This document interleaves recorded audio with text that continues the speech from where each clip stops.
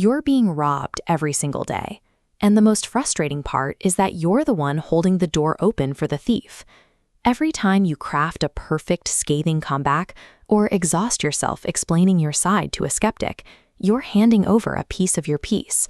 You are literally funding their drama with your life force. We often mistake engagement for strength, believing that if we don't defend ourselves, we look weak. In reality, that constant need to respond leaves us emotionally bankrupt and easily controlled. 500 years ago, Niccolò Machiavelli studied the men who built and lost empires. He saw that the most common path to ruin wasn't a lack of effort, but a lack of restraint. Talking too much, reacting too often, and revealing too much. He realized that real power is quiet. It is the ability to be selective with your presence and strategic with your silence. Staying on emotional autopilot makes you a permanent hostage to anyone looking for a reaction.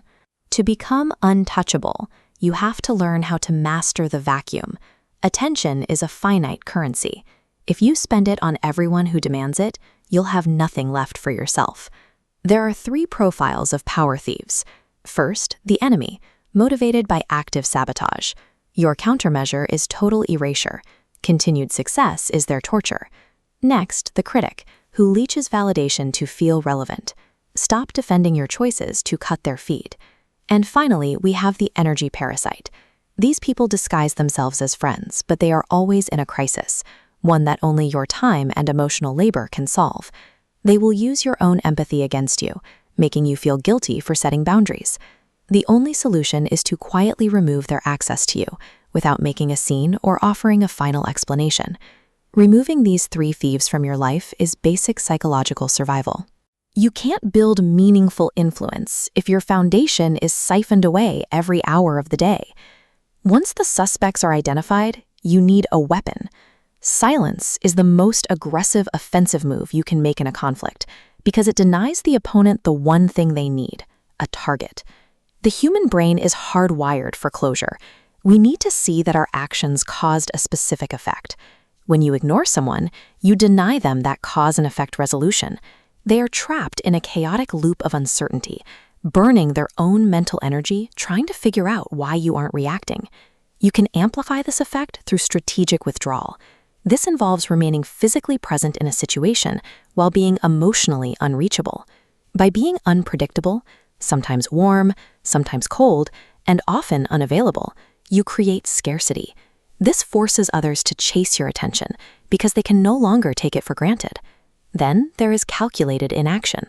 If a competitor tries to outdo your style or a peer spreads a rumor, you do nothing. You allow them to exhaust themselves fighting a battle you haven't even entered. By refusing to enter the race, you force the opponent to struggle against a ghost while you preserve every ounce of focus for your own progression.